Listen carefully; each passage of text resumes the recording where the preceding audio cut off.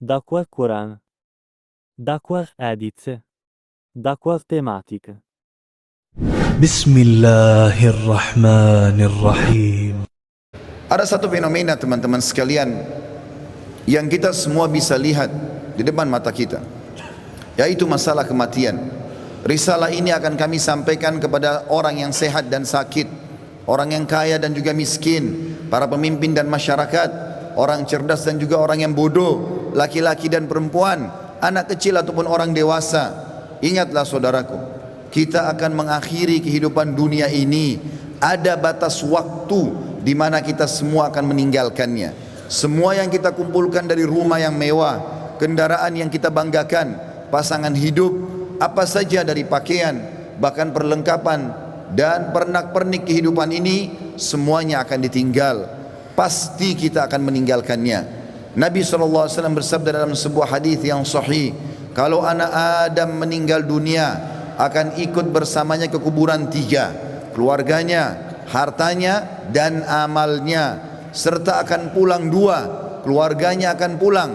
Secinta-cintanya seorang istri pada suaminya, pasti dia tidak akan pernah menginap di kuburan itu. Dia akan pulang. Cinta-cintanya seorang suami pada istrinya juga tidak akan tinggal menemani istrinya di kuburan. Orang tua dengan anak, teman dengan temannya, bawahan dengan atasannya, semuanya akan meninggalkan kuburan tersebut. Begitu juga dengan harta. Mobil semewah apapun hanya diparkir di pagar kuburan.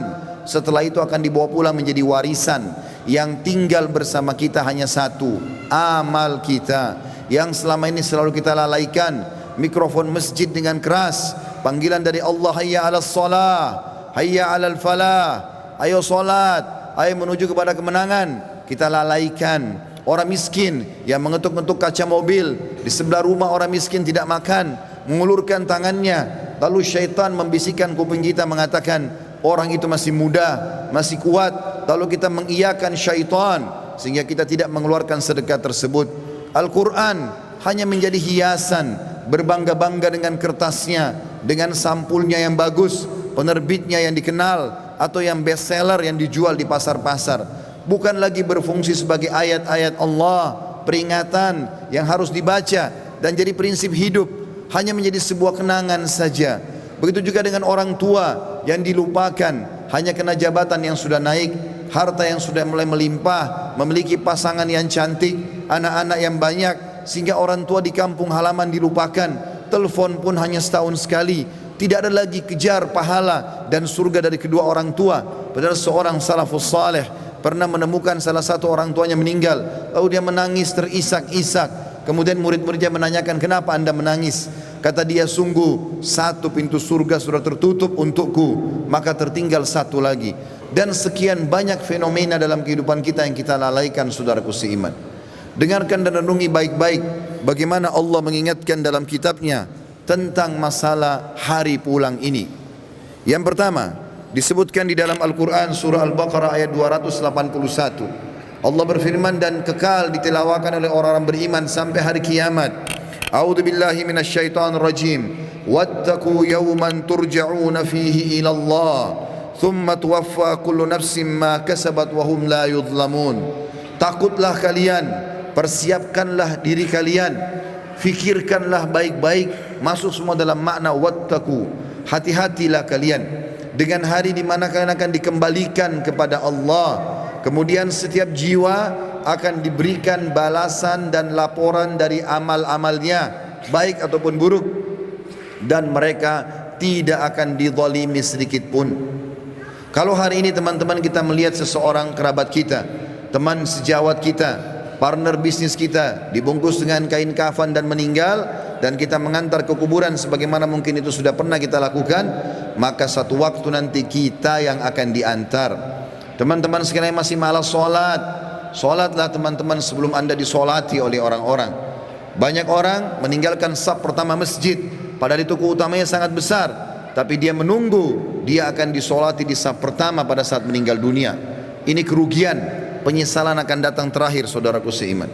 Dalam ayat lain Allah berfirman dalam surah Al-Baqarah ayat 48, A'udzu billahi minasyaitonir rajim. Wattaqu yawman la tajzi nafsun an nafsin syai'a wa la yaqbalu minha syafa'atun wa la yu'khadhu minha 'adlun wa la hum yunsarun.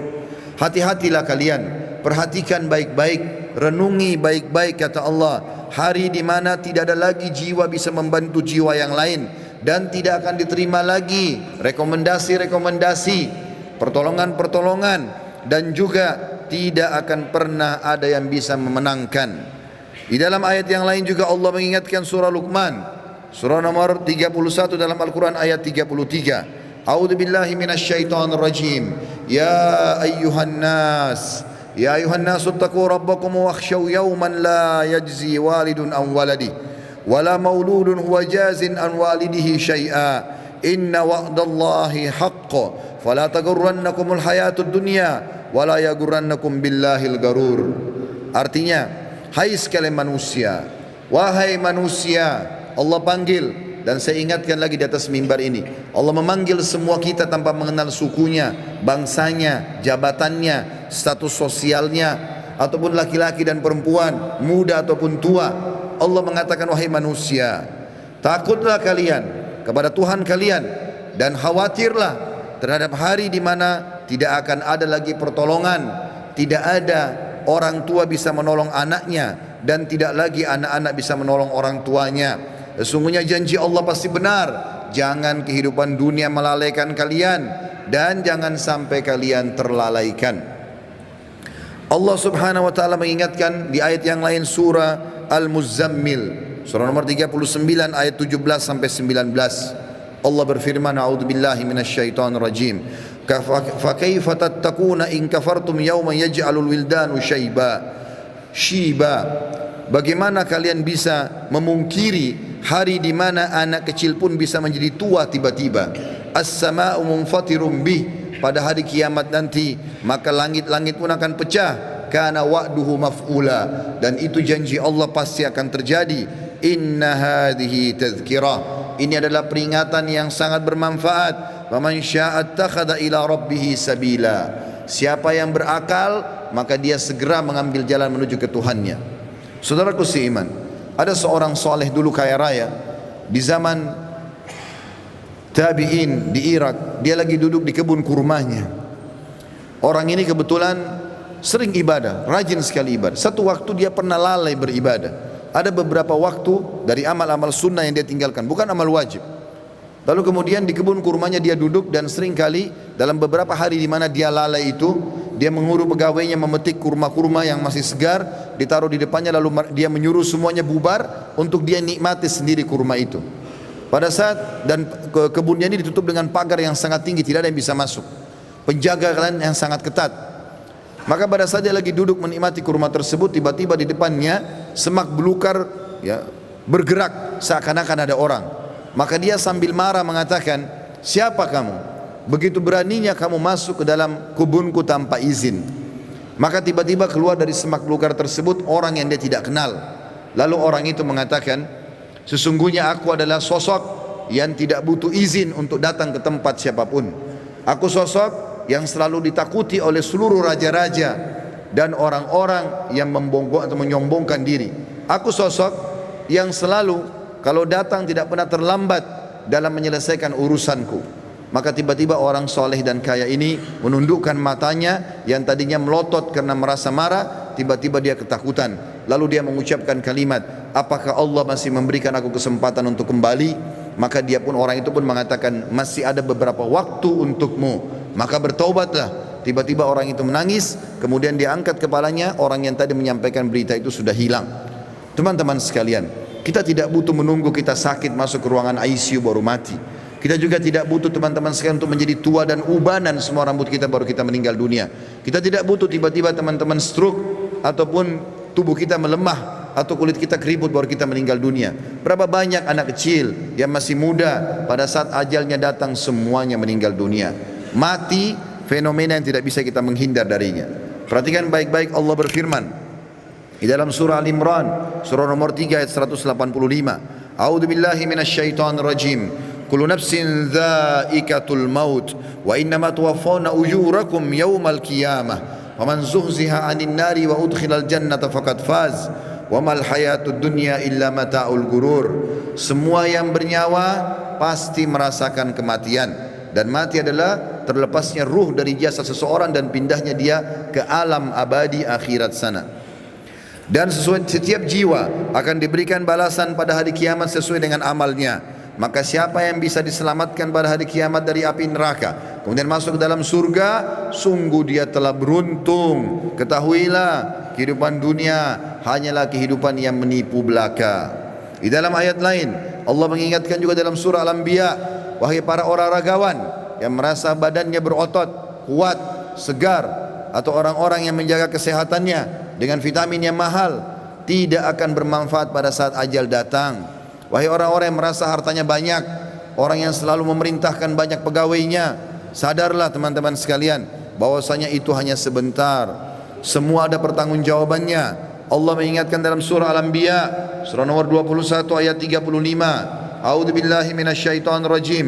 Kullu nafsin dha'iqatul maut wa nabluukum bisyarri wal khairi fitnah wa ilaina turja'un. Semua yang bernyawa pasti akan mati dan kami menguji kalian dengan kebaikan dan keburukan sebagai fitnah, maka kalian harus tahu kalian akan dikembalikan kepada kami. Maksudnya kata ulama tafsir, kebaikan adalah dengan jabatan, dengan harta, dengan kelebihan paras wajah, fisik, pasangan hidup, keturunan yang banyak. Itu cobaan dari Allah subhanahu wa ta'ala. Bersyukur tidak, digunakan dalam ketaatan kepada Allah atau tidak, dia tunggangi enggak itu untuk panen pahala yang besar pada hari kiamat. Begitu juga kami uji kalian dengan keburukan. Keburukan juga datangnya penyakit, gangguan orang, semua melalui itu. Bersabar tidak, sehingga akhirnya mendapatkan pahala yang maksimal pada hari kiamat. Di dalam ayat lain surah Al-Ankabut, surah nomor 29 ayat 57 juga Allah berfirman, A'udzu billahi minasyaitonir rajim. Kullu nafsin dha'iqatul maut, thumma ilaina turja'un. Semua yang bernyawa pasti akan mati. Sekuat apapun dia, sehebat apapun dia sembunyikan dirinya dalam sebuah bangunan yang besar, pasti dia akan mati dan akan dikembalikan kepada kami. Di dalam ayat lain Allah lebih jelas lagi menekankan masalah itu dalam surah An-Nisa. A'udzu billahi minasyaitonir rajim. Aynama takunu yudrikkumul maut walau kuntum fi burujim musyayyadah. Dimanapun kalian sembunyi, pasti mati akan datang kepada kalian, walaupun kalian sembunyi di dalam bangunan yang sangat kokoh. Dan terakhir ayatnya adalah Allah SWT mengingatkan dalam surah Jum'ah, ayat yang sudah sangat masyhur, surah nomor 62 ayat 8. A'udzu billahi minasyaitonir rajim. Qul innal mauta alladzi tafirruna minhu fa innahu mulaqikum. Tsumma turadduna ila alimil ghaibi wasyahadati fayunabbiukum bima kuntum ta'malun. Katakan hai Muhammad, sampaikan kepada semua manusia, terutama umatmu, mati yang selama ini kalian tidak mau kenang, tidak mau ingat, tidak mau punya persiapan, pasti akan mendatangi kalian. Kemudian kalian akan dikembalikan kepada zat yang maha mengetahui yang gaib dan juga yang nyata, dan akan memberitahukan kepada kalian apa yang telah kalian amalkan. Saudaraku seiman, ingat, ruangan ICU di rumah sakit hanya 2 atau 3, dan orang yang sedang berobat di rumah sakit lebih sedikit jumlahnya daripada orang yang berjalan di sebelah rumah sakit. Di pinggir jalan lebih banyak, artinya lebih banyak orang meninggal yang tidak sakit. Hati-hati, berapa banyak orang yang muda, masih anak-anak sudah dipikul di geranda jenazah. Sadarlah teman-teman sekalian, mati ini kalau selalu dikenang, dia akan jadi pengontrol dalam kehidupan. Maka kita hanya selalu tahu yang kita nikmati yang halal, yang kita kerjakan yang diperintahkan oleh Sang Pencipta Allah, dan semua yang haram, bahkan yang makruh pun akan ditinggalkan. Mati adalah pengawas yang sangat baik. Makanya kata Nabi SAW dalam sebuah hadis, kafa bil mauti dzakira, cukuplah mati itu akan menjadi peringatan bagi orang-orang. Demikian juga kata Nabi SAW dalam hadis, mengingatkan kepada kita, melengkapkan ayat-ayat tadi yang saya bacakan. Di dalam sebuah hadis yang sahih kata Nabi SAW, akthiru dzikra hadimal ladzat. Ingatlah selalu dan perbanyak mengingat sesuatu yang menghancurkan semua kenikmatan, yakni al-maut, atau itu adalah kematian. Fa innahu lam yadhkuruhu ahadun fi dhiqi minal aishi illa wassa'ahu alaih. Tidak ada orang yang mengingat mati pada saat dia sedang sempit kehidupannya, lagi ada masalah besar yang dia hadapi, kecuali akan melapangkan hidupnya. Oh, ternyata saya akan mati.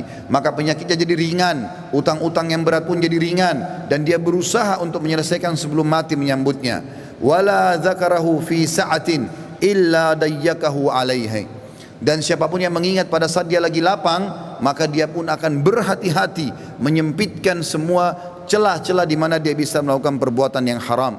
Dalam sebuah hadis yang lain kata Nabi SAW, kata Abdullah bin Mas'ud, pernah sekali bersabda, malulah kalian kepada Allah dengan sebenar-benar malunya. Kata Abdullah bin Mas'ud, kami malu kepada Allah ya Rasulullah. Kata Nabi SAW, bukan itu yang aku maksudkan, tetapi siapapun yang berusaha benar-benar menjaga kepalanya dan apa yang ada di isinya, dan juga perutnya dan apa yang akan dia masukkan, beserta juga menjaga lisannya dan meninggalkan perhiasan dunia ini yang haram, yang tidak Allah halalkan, dia berusaha mencari yang haram, maka dia telah malu kepada Allah dengan sebenar-benarnya. Dan Nabi SAW, teman-teman sekalian, pernah mengantar jenazah atau melihat ada jenazah diantar oleh para sahabat.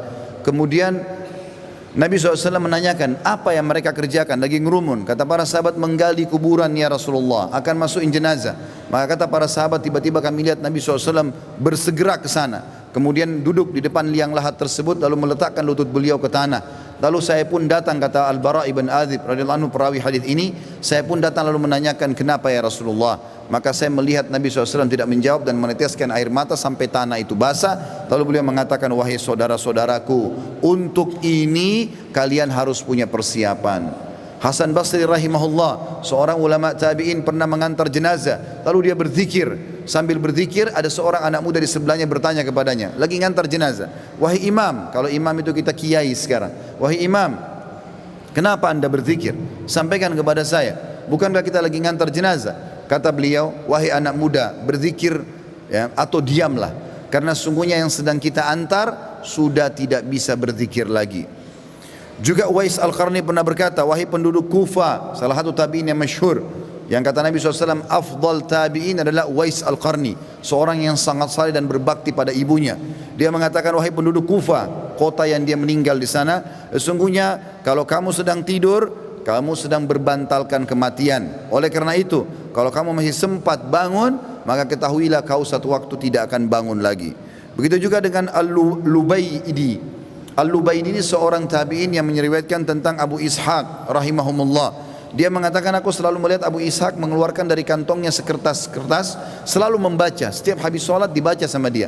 Saya tidak pernah nanya selama hidupnya, dan pada saat dia meninggal, saya pun mendapatkan kertas itu di kantongnya, lalu saya membaca. Ternyata isinya adalah, wahai Abu Ishaq, perbaguslah amalanmu, sesungguhnya ajalmu telah dekat. Wahai Abu Ishaq, perbaguslah amalmu, sesungguhnya ajalmu sudah dekat. Saudaraku seiman, sebagai penutup dalam khutbah ini bukan bermaksud menakut-nakuti, tetapi kita harus sadar sebagai seorang muslim, salah satu rukun iman kita iman kepada hari kiamat, rukun iman yang kelima, dan rentetannya adalah mengetahui kematian akan datang, mengetahui adanya alam barzah, dan juga kita tahu akan ada pembangkitan hari kiamat dan ditimbang amal baik dan amal buruk, serta juga akan ada surga dan neraka. Ini penentuan terbaiknya adalah pada saat sekarang kita masih hidup. Jangan terus-menerus lalai. Cukuplah yang telah berlalu. Kata para ulama, kalau yang berlalu adalah kebaikan, bersyukurlah dari amal soleh. Kalau perbuatan buruk, maka bertaubatlah. Kalau seandainya yang sedang kamu lakukan, kalau kamu masih hidup hari ini, perbaikilah amalmu hari ini, dan hari esok kau hanya bisa membuat program.